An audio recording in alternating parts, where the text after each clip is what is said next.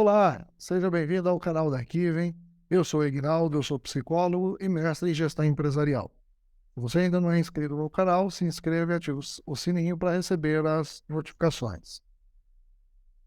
No vídeo de hoje, eu vou falar com vocês sobre pesquisa longitudinal e transversal.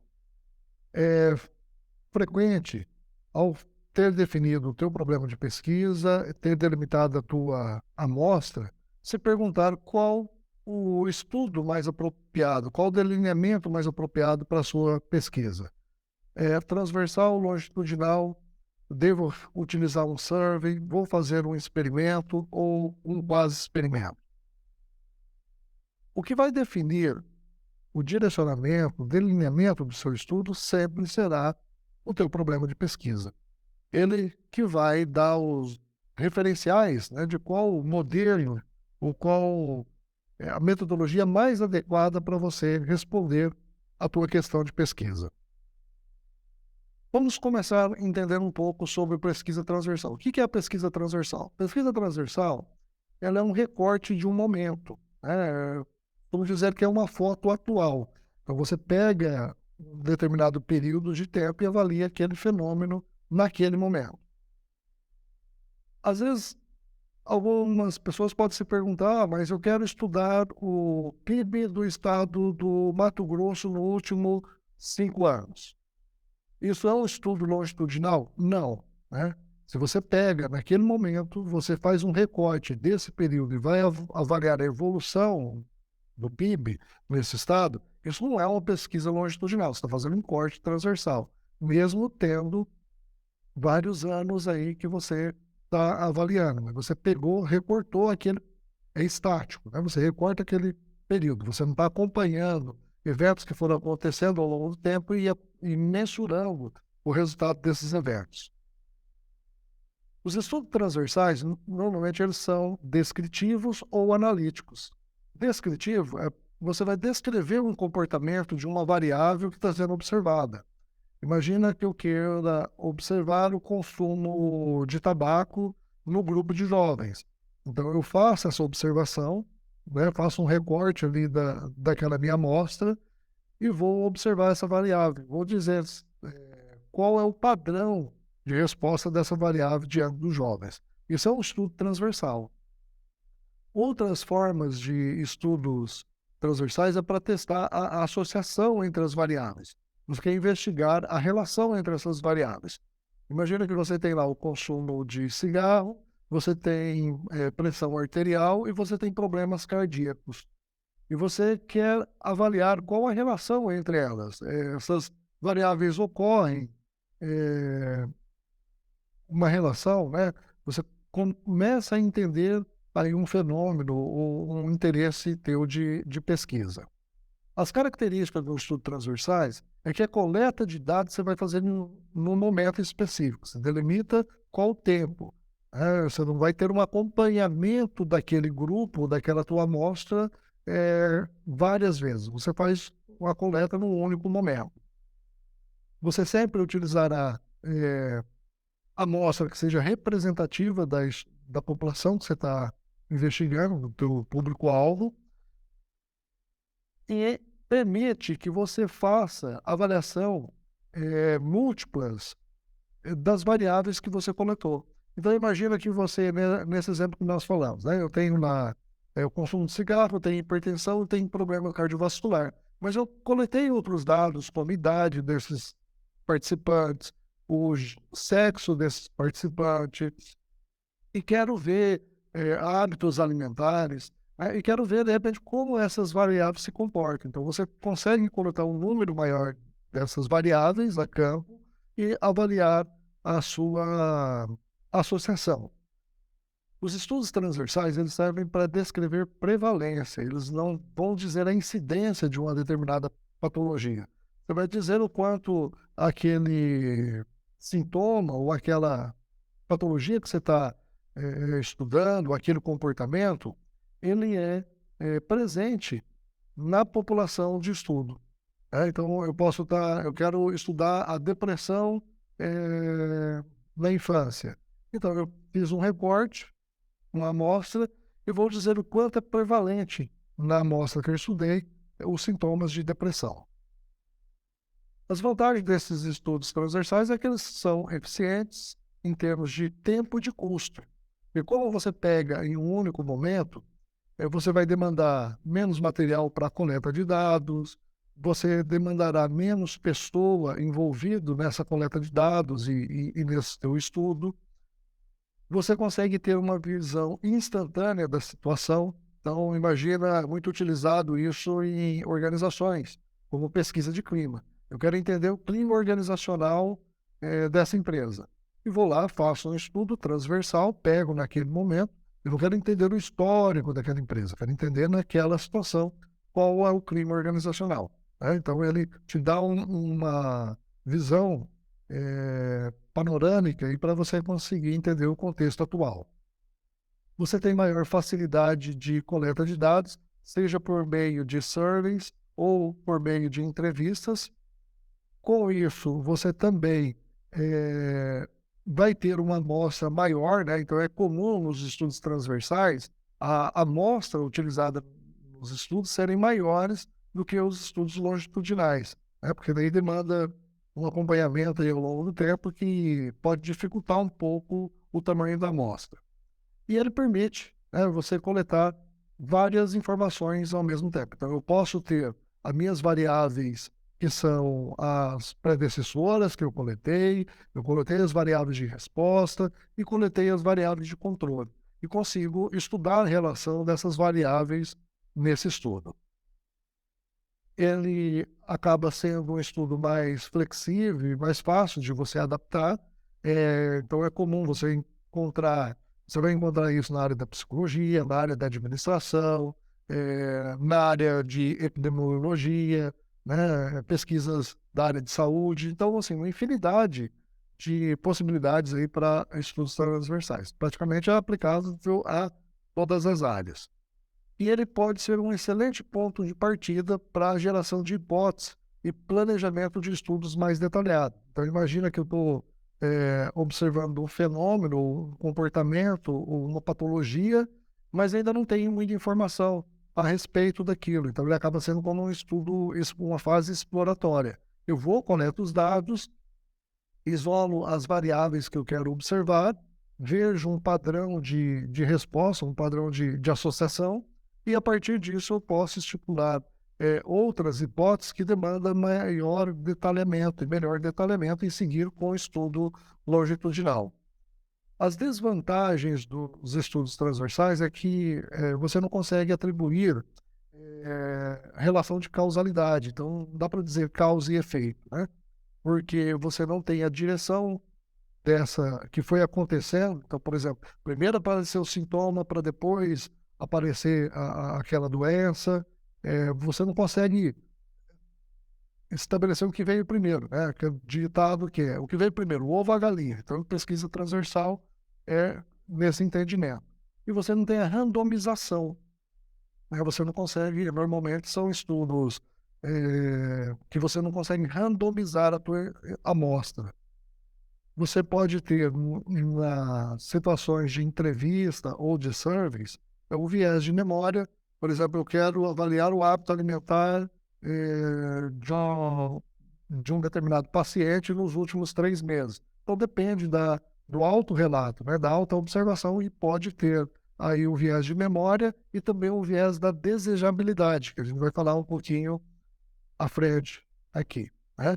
Que é o viés da desejabilidade, o entrevistado ou o participante, ele acaba respondendo aquilo que ele imagina que é o interesse do pesquisador. Ele não permite, né, os estudos transversais, você avaliar as tendências e mudanças desse comportamento ao longo do tempo. Então, você não sabe se um sintoma houve remissão daquele sintoma, ou se ele estabilizou, ou se aumentou a manifestação daquele sintoma, daquela patologia que você está investigando. E, com isso, ele não são delineamentos adequados para você estudar doenças raras ou de longa duração, né? Porque você não tem um acompanhamento temporal. Então, é difícil dizer aí o que aconteceu quando você tem o controle da variável tempo. Os tipos de pesquisa transversais, então nós temos pesquisa desde da área de comportamento, da área de saúde, para investigar práticas de atividade física, consumo de tabaco, estilo de vida. Então é muito comum e frequente os estudos transversais, para você identificar a prevalência de um comportamento, de uma patologia, numa população alvo de interesse, ou você realizar pesquisas de opiniões, muito comum na área de marketing, na área política, né? Você tem nas pesquisas eleitorais, onde você faz uma amostragem, vai vendo como, naquele momento, a população é o interesse de voto, a intenção de voto, né? Estudos de consumo também é muito utilizado. Você pode ter uma base de dados onde você tem lá o registro de venda de um determinado público e você quer entender as características, né, dessa variável, como que ela se comportou, quais os produtos mais consumidos, qual a frequência de consumo, quais os hábitos de consumo. Então, esse é um típico um estudo transversal. Os estudos também de satisfação do cliente, o fato de eu observar a satisfação do cliente, a satisfação dos funcionários em relação a um aspecto da empresa, seja ele remuneração, seja liderança, clima, né, gestão do trabalho, você consegue observar naquele momento. Então, ele é muito útil, né, para dar essa visão, esse panorama geral do status atual do fenômeno que você quer observar. E o que é uma pesquisa longitudinal? Então, agora nós falamos um pouco do transversal, vamos abordar o entendimento da pesquisa longitudinal. Então, ele é um estudo em que os participantes são acompanhados ao longo do tempo. Isso em momentos distintos, né? Você vai percebendo e vai investigar as mudanças desses padrões de comportamento. Então, imagina que eu estou observando um grupo de pessoas com depressão, né? E aí vou aplicar uma intervenção terapêutica com esse grupo. Eu consigo acompanhar qual foi a evolução desses sintomas de depressão. Se os sintomas com essa intervenção realizada, eles se manteram, se eles diminuíram ou se aumentaram com a intervenção realizada, né? Então, eu vou tendo um acompanhamento ao longo do tempo, não é um único momento, ele não é estático. Quanto à frequência de observação, vai depender muito do desenho da pesquisa, do interesse, né, para responder aí o teu problema de pesquisa.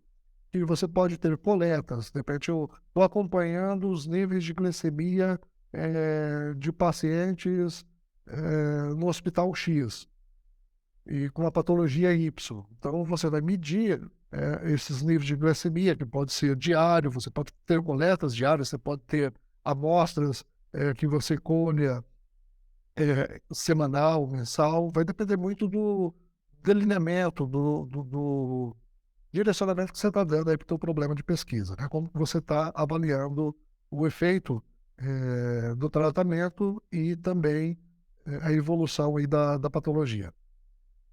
As características, né? Você vai sempre definir critérios para seleção e amostra. Então, normalmente nos estudos longitudinais, não é só estabelecer a amostra, né? O grupo que compõe a tua amostra ele tende a ser mais homogêneo na pesquisa, com algumas características para que você mantenha maior manipulação aí da variável, tua variável independente, né? Para avaliar o desfecho em que foi os seus resultados. Então, sempre imagina aquilo que nós falamos, eu estou estudando glicemia, né? Então, eu vou medir no momento presente, eu montei os grupos, selecionei o perfil que compõe cada grupo e meço no T0, né, no tempo, no nível basal ali, quais os níveis de glicemia desses participantes. E aí eu vou aplicando intervenções, seja ela de alimentação, eu estou testando um medicamento, e aí eu acompanho com o tempo. Então, eu apliquei essa dieta alimentar. Dali 15 dias eu colho de novo amostras de como está a glicemia. Aí aplico, mudo novamente a dieta alimentar. Passado mais 15 dias ou 30 dias, colho os níveis de glicemia, né? E vou acompanhando, então, monitorando aí ao longo do tempo o que está acontecendo. E uma característica é que sempre mantém a mesma amostra de indivíduo. Então, você vai fazer um acompanhamento, né, consequência daquela tua amostra.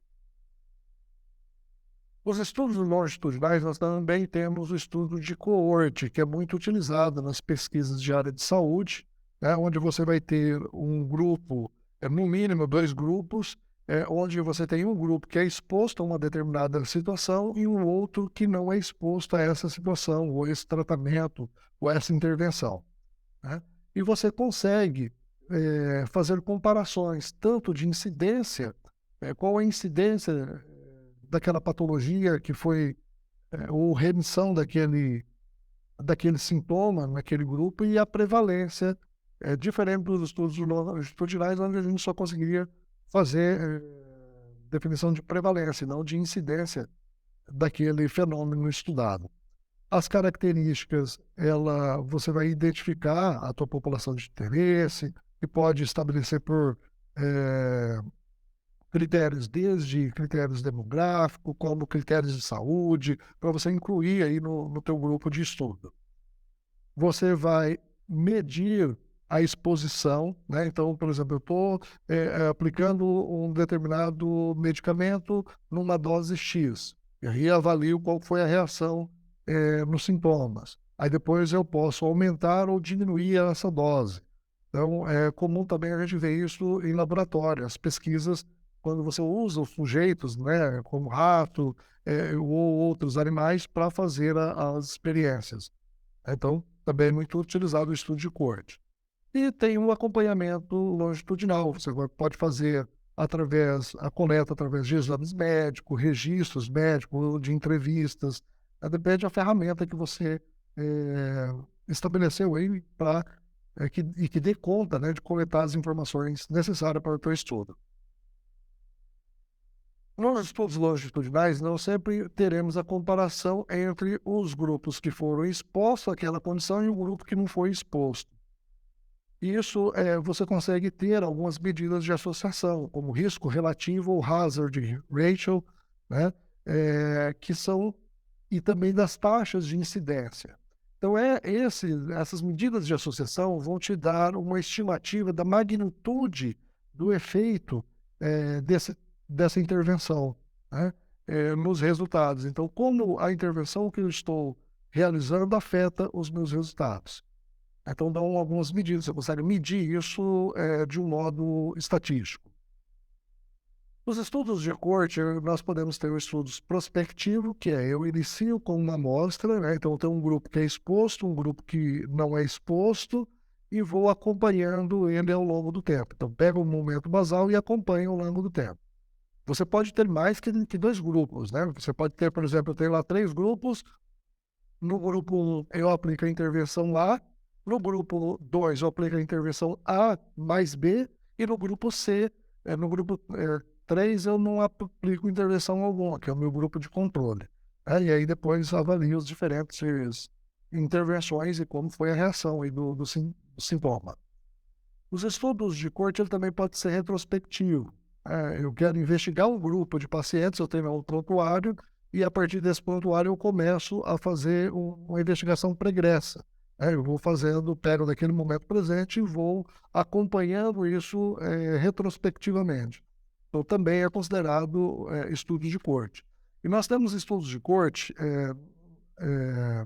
onde você pode usar até propriamente uma survey para acompanhar. Mas como assim uma survey? Imagina que eu estou medindo o comportamento de inserção no trabalho de um determinado grupo de formandos. Então, peguei os formandos de uma turma lá do ano de 2022. E aí, passado 5 anos, eu pego uma amostra dessa turma e faço uma avaliação. Depois de 5 anos, que passou 10 anos aí do período de formação, eu pego uma outra amostra, não necessariamente os mesmos sujeitos ou as mesmas pessoas que participaram da minha primeira pesquisa, mas eu pego uma segunda amostra do mesmo grupo, representativa do mesmo grupo. Então, é um estudo de coorte acompanhando esse grupo.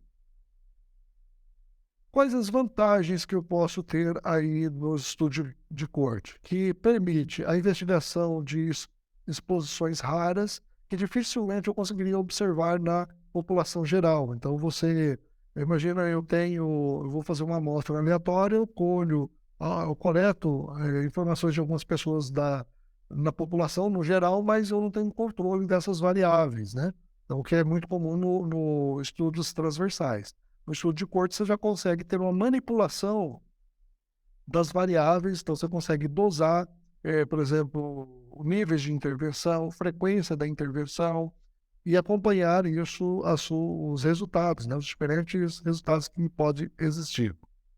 Permite você fazer cálculo de medidas de incidência, né, de modo que você consegue estimar o risco relativo e a taxa de incidência. Você consegue estabelecer temporalidade, o que veio primeiro, é porque a intervenção e afetou o sintoma, né? Então você consegue estabelecer causa e efeito, né? Então você consegue estabelecer o que veio antes, né? Aí do efeito aparecer. Identifica fatores de risco para prognóstico e fatores que podem interferir no curso aí de uma doença ou no desenvolvimento daquele comportamento, daquela patologia. E você consegue também, né, como nós mencionamos, você não precisa ter só dois grupos, um exposto e um não exposto. Você pode ter 3, 4 grupos e consegue administrar contexto diferente para esses grupos, né, o tratamentos diferentes para esse grupo e avaliar os resultados.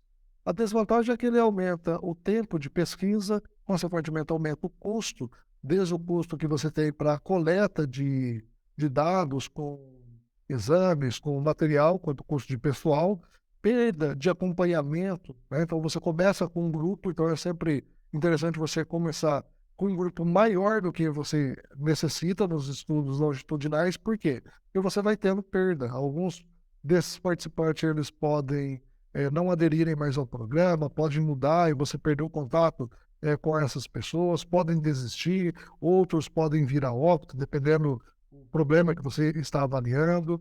É, e você tem o viés aí de seleção nos casos dos estudos retrospectivos. E a maior dificuldade, né, de ter amostras grandes, como no estudo transversal. Então, isso eu diria que a perda de dados, né, a perda de participante e a dificuldade de conseguir uma amostra, de repente com aquela, eu estou estudando uma doença que é muito rara, então você dificilmente vai ter uma amostra muito grande, né, você vai ter uma amostra reduzida. E as pessoas que aceitam participar desse teu estudo, ou que seguem aí no estudo, você acaba reduzindo. Então, é comum nos estudos de corte ou estudos de outros modelos longitudinais a gente ter essa perda de participantes, né? Amostras reduzidas. Nos estudos longitudinais, para não estender muito aqui no vídeo, nós temos os experimentos e os quase-experimentos. O que vai diferenciar um do outro? Todos os experimentos, você tem uma seleção de amostra que ocorre de modo aleatório. Então, eu estou estudando hipertensão e eu tenho uma relação de pessoas lá hipertensas.